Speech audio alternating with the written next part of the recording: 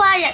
We have no transfer. Her name is Alice. Her with her kapatid, her name is Elsie. Okay? Quiet class. Hoy! Hoy, sa napak ko kayo mga... Hoy, sa napak! Tahimik kayo! Hoy, sa napak! Tahimik kayo. Yes, what teacher? Karadi. Tahimik kayo, magkapatid yun. Magkapabait.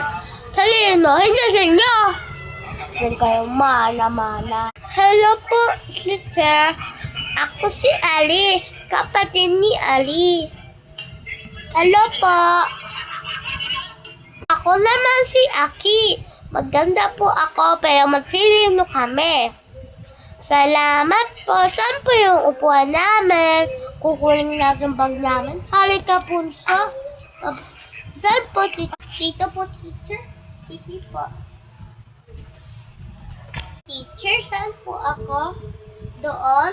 Okay po.